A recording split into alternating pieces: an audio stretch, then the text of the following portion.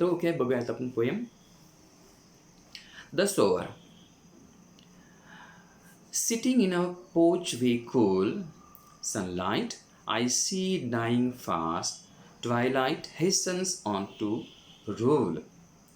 Speaker कोण आहे बघा कवितेतला? स्पीकर म्हणजे विक्टर ह्युगो किंवा तरोदत्ता नाही. स्पीकर वेगळा आणि पोएट वेगळा.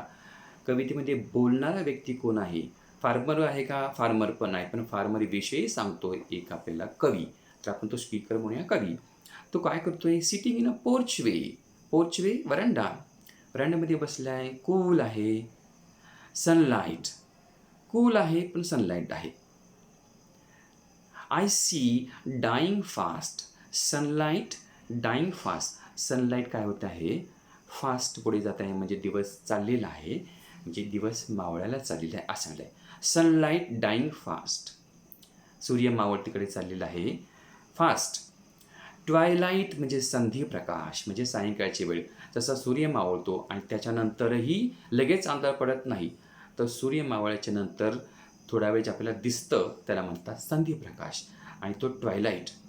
हे सन्स ऑन टू रूल. हे सन्स म्हणजे घाई करणे, पण आता अंधार पडायची वेळ आलेली आहे. ट्वायलाईट हे suns on to rule. It means now it is the time of darkness, evening time. Working hours have well nigh passed. Shadows run across the lands, but a soul lingers still. Old in rags, he patient stands. म्हणजे तासन तास तो काम करतो आहे शेतकरी. Have वेल नाय past म्हणजे almost सगळं काम झालेलं आहे असं जरी वाटलं तरी त्याचं काम कधीही न संपणार असतं. शेतकऱ्याचं काम संपलं आहे आणि निवांत आराम चाललेला आहे असं कधी होईल का? तर असं होत नाही. त्याचं एक झालं की दुसरं काम सुरूच असतं. म्हणजे पेरणी झाली की मशागत आहे, मशागत झाली की नंतर हार्वेस्टिंग आहे, हार्वेस्टिंग झाली की परत नंतर पुढचं पीक पेरायचे त्याची तयारी आहे.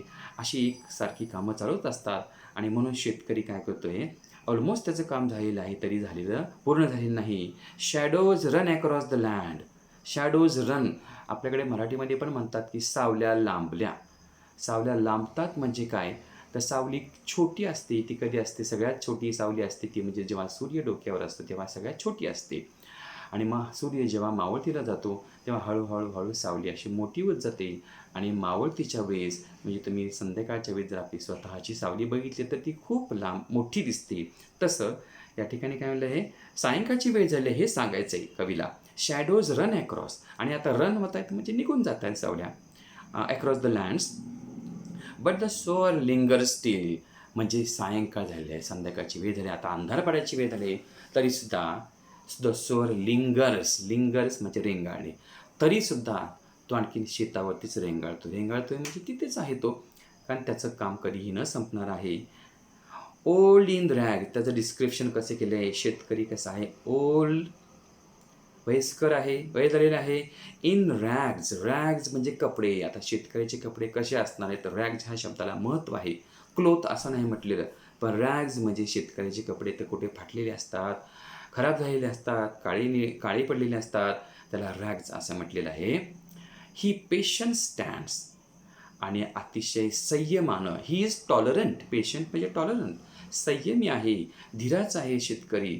बघा शेतकऱ्याच्या ह्या सगळ्या क्वालिटीज आहेत. मी तुम्हाला म्हटलं मग अशीच की त्याचं एक्झॉल्टेशन केलेलं आहे कवीने. एक्झॉल्टेशन म्हणजे उदात्तीकरण. EXAULTATION.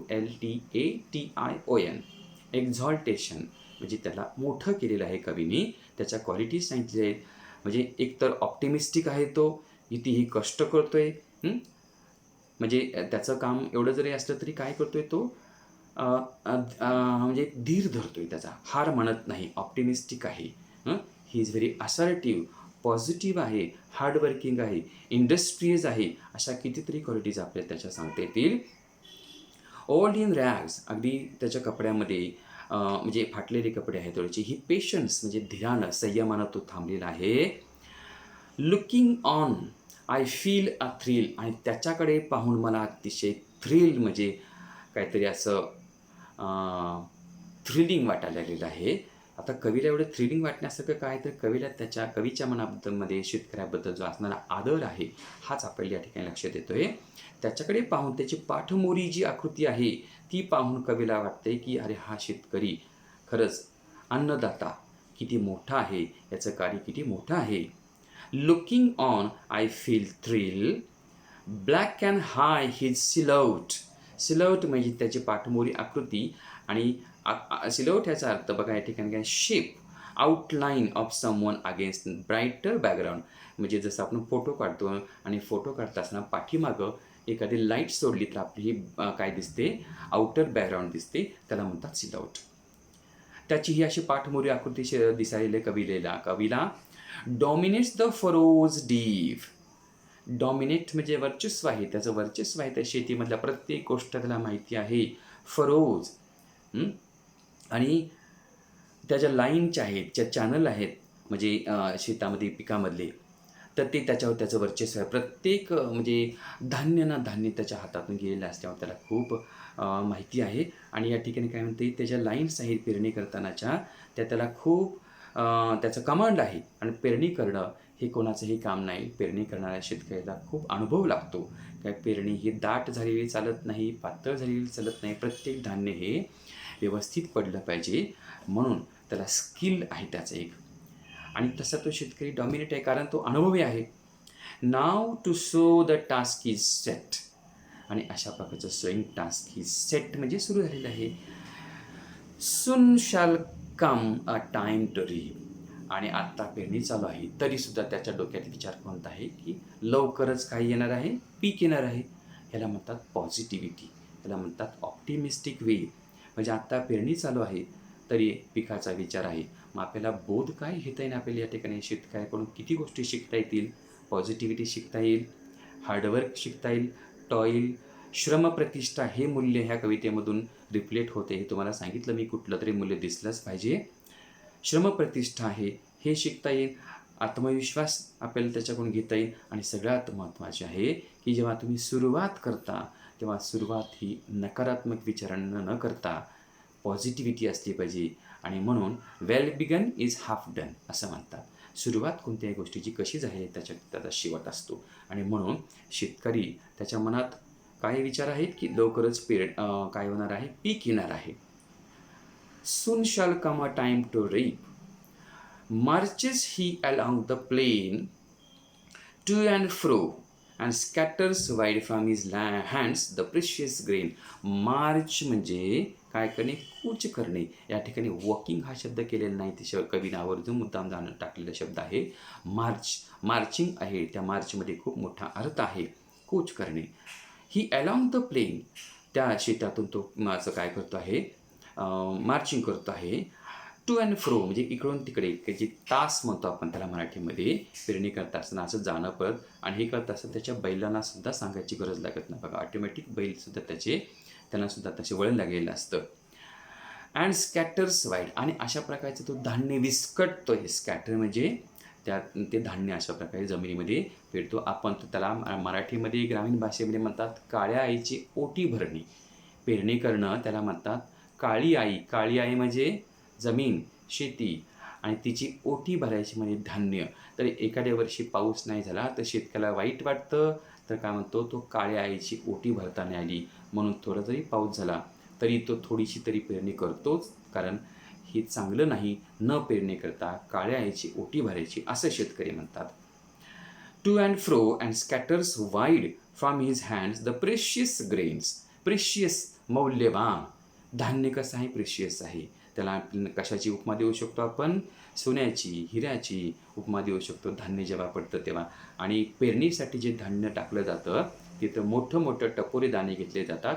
बाजारातली आपण बोलत नाही, बाजारातले रेडीमेड बिया त्याच्या संबंधी नाही. तर शेतकरी स्वतः मुळात तो काय करतो, स्वतःच्या बिया तयार करतो पेरणीसाठी, आणि मोठं टपोरं दाणे घेतो. तर म्हणून त्याला प्रेशियस असं म्हटले. त्याच्यावरती प्रक्रिया करतो बघा. पूर्वी मला आठवतंय त्याच्या प्रकारचं धान्य हे नीट व्यवस्थित कणगीमध्ये भरून ठेवलं जात होतं, त्याला कीड लागू नये म्हणून. त्याच्यावरती गोमूत्र शिंपडलं जात होतं, लिंबाचा पाला टाकला जात होता, आणि अशा प्रकारचं ते मोठं धान्य पेरणीसाठी चांगलं तयार ठेवलं जातं. तर ह्याला प्रिपेअर्डनेस असं म्हणतात शेतकऱ्याचा. म्हणजे तो स्वतः प्रिपेअर आहे. प्रिपेअर्डनेस हा सुद्धा गुण आपल्याला शेतकऱ्याकडून शिकून घेता येईल. Muse I as I see him stride. आणि मी जेव्हा त्याचा लांब ढांगा टाकत तो चालतो. स्ट्राईड म्हणजे लांब ढांगा टाकत चालणे, 2 पायातलं अंतर वाढणे. हवे जेव्हा कधी करतो आपण, तर जेव्हा घाई असेल, काम जेव्हा असतील तेव्हा. आणि कवी म्हणतोय की म्यूज रेस्ट इन थॉट. कवीच्या मनामध्ये विचार येत आहे की अरे हा शेतकरी इतका ढांगा टाकत जातोय. कुठले कवी त्या मनामध्ये विचार येत आहेत, तर शेतकऱ्याच्या संदर्भात त्याचा कष्ट किती आहे आणि किती मोठं काम आहे. राष्ट्राचं काम आहे, तो खूप मोठं करतो आहे. राष्ट्राला पोसण्याचं काम करतो आहे. म्हणून अन्नदाता, बळीराजा ही जी नावं आपण त्यांना म्हटलेली आहेत. Darkness deepens. आणि आता वेळेला अंधार पडत आलेला आहे, तरीसुद्धा शेतकरी शेतावरच आहे. Fades the light. उजेड कमी झालेला आहे, अंधार पडत राहिला आहे. ह्या सगळ्या फ्रेजेस आपल्याला लक्षात येतील. रात्रीची सायंकाळची वेळ झालेली आहे अशा सांगणाऱ्या. Now his gestures to mine eyes are august. आणि आता मात्र माझ्या डोळ्यामध्ये त्या शेतकऱ्याची जी प्रतिमा आहे ती मोठ्या प्रमाणात उजळून निघालेली. ऑगस्ट म्हणजे नोबल झालेलं आहे, डिग्निफाईड झालेलं आहे. इम्प्रेशन त्याचं माझ्या मनामध्ये इतकं झालेलं आहे चांगलं की एवढं कष्ट तो करतोय, सायंकाळ झाली तरीसुद्धा. आणि म्हणून ऑगस्ट ह्या शब्दाचा अर्थ आहे नोबल, डिग्निफाईड, प्रतिष्ठा. कवी त्याला काय करतो आहे, प्रतिष्ठा. म्हणजे शेतकऱ्याचे हे जे जेस्चर्स आहे, हावभाव आहे, त्याचे बघून त्याचं चालणं, त्याचं बोलणं, त्याचं काम करणं हे कवीला खूप इम्प्रेसिव्ह वाटते. आणि म्हणून काय म्हटलेलं आहे, now he gestures to mine eyes are august and strange. Strange म्हणजे या ठिकाणी खूप वेगळं असं काहीतरी की कधी न पाहिलं जाणारं असं दृश्य कवी दिसायला, एवढं कष्ट करणारं. His height. आणि म्हणून त्याची हाईट बघा, या ठिकाणी किती मोठी उपमा दिलेली आहे कवीनं. आणि शेवटीच्या ओळीमध्ये आपल्या लक्षात येईल कवीनं शेतकऱ्याला किती मोठा मान दिलेला आहे. His height seems to touch the starry sky. आणि त्याची उंची किती आहे, शेतकऱ्याची उंची तर आभाळा एवढी. हिज हाईट सीम्स असं वाटतं की to touch the sky. Sky पण कसलं स्काय, स्टारी म्हणजे आभाळामध्ये चांदण्या आहेत, इतकं उंची त्याची. आता खरंच इतकी उंची आहे का, नाही, पण ह्याला म्हणतात एक्झॅजरेशन, म्हणजे अतिशयोक्ती आहे या ठिकाणी. Okay, his height seems to touch the starry sky.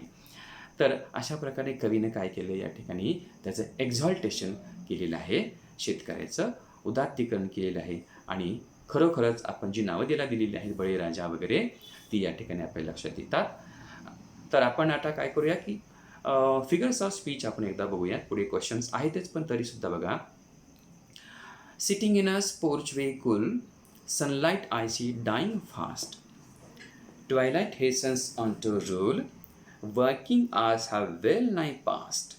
Shadows run across the lands, but a soul lingers still. Soul lingers still. S हे लेटर रिपीट झालेले आहे, त्याला ॲलिट्रेशन असतं, त्याला तिथे तुम्ही मार्क करून ठेवा ला. आणखीन ॲलिट्रेशनचे एक्झाम्पल पुढे बघूयात.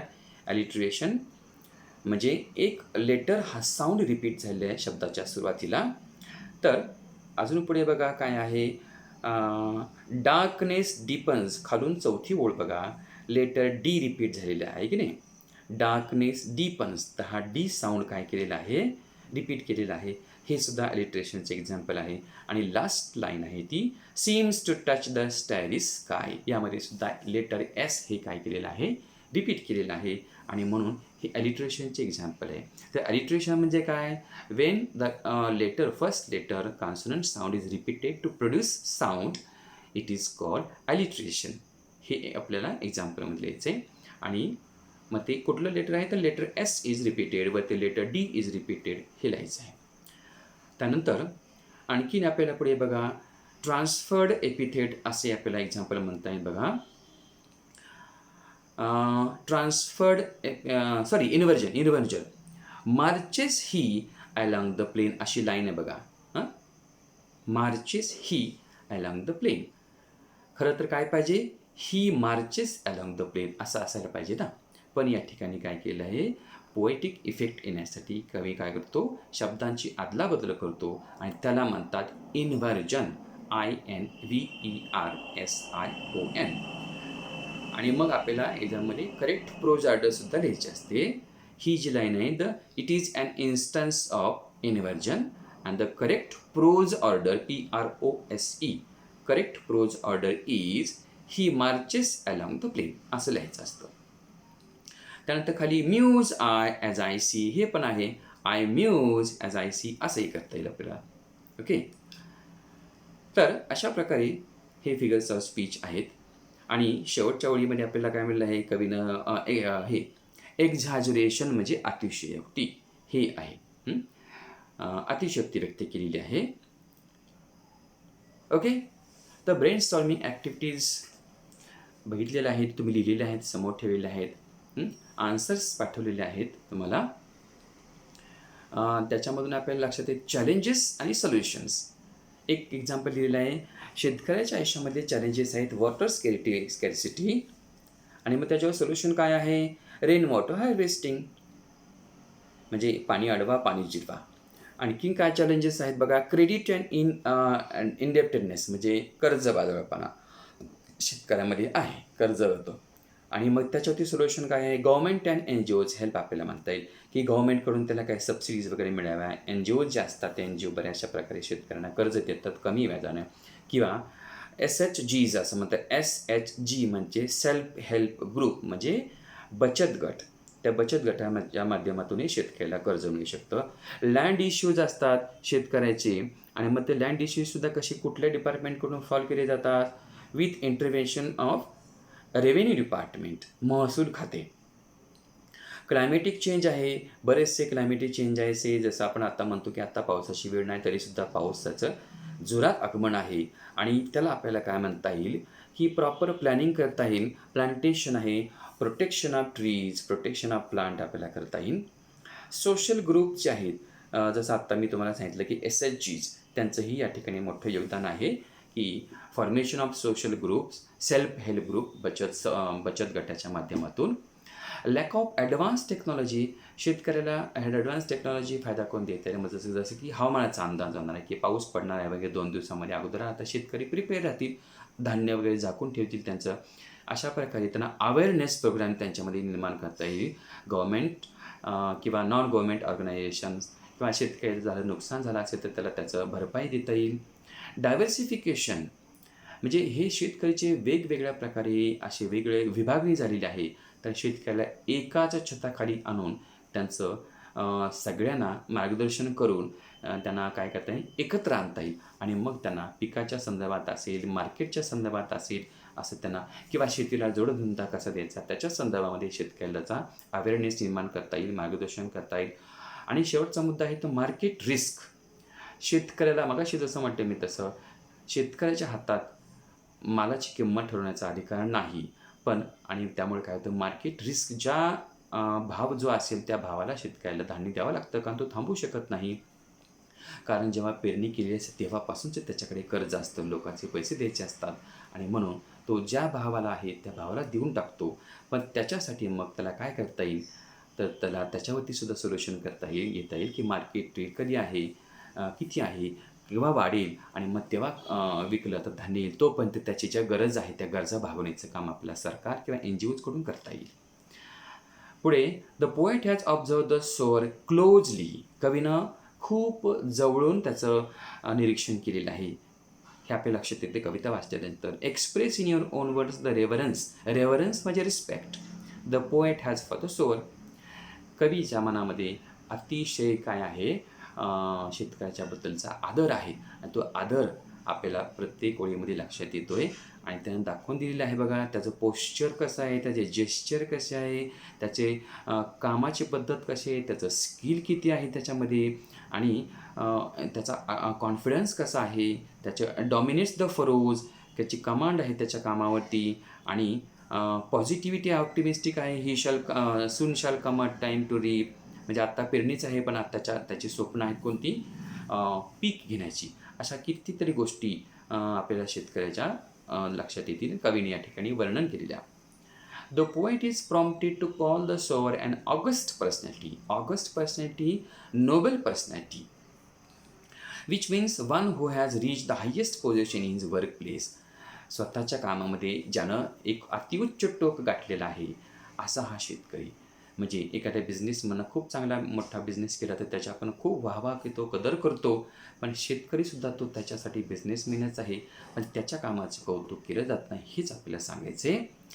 Explain this using following points. Hard work किती आहे शेतकऱ्याचं हार्डवर्क, आणि म्हणून त्या हार्डवर्क केल्याशिवाय पर्याय नाही. वेळ नाही, काळ नाही, का पहाटे कधी उठावं लागतं. आजकाल तर ते लाईट जाते, पाणी द्यायचं असेल तर त्याला रात्री जागरण करत बसावं लागतं, आणि हे करत असताना त्याला फार मोठी रिस्क आहे त्या पिकाचं संरक्षण करण्यासाठी. काही जंगली श्वापदं येतात आणि त्याच्यापासून म्हणजे जसं आपण रानडुक्कर वगैरे म्हणतो, त्याची रिस्क आहे. किंवा विंचू, साप ह्याच्यापासून स्वतःचं संरक्षण केलं तर तरीसुद्धा त्याला फार मोठी रिस्क आहे, हे आपल्याला सांगता येईल. पर्झिव्हरन्स, त्याचा खूप मोठा संयम आपल्याला या ठिकाणी सांगता येईल. शेतकरी उतावीळ नाही, त्याच्याकडे संयम आहे. कारण त्याला घाई करून चालणार नाही. पीक जेव्हा यायचं तेव्हाच येणार आहे, पण तोपर्यंत मात्र त्याला संयम ठेवला पाहिजे. पुढचा पॉईंट आहे डेडिकेशन.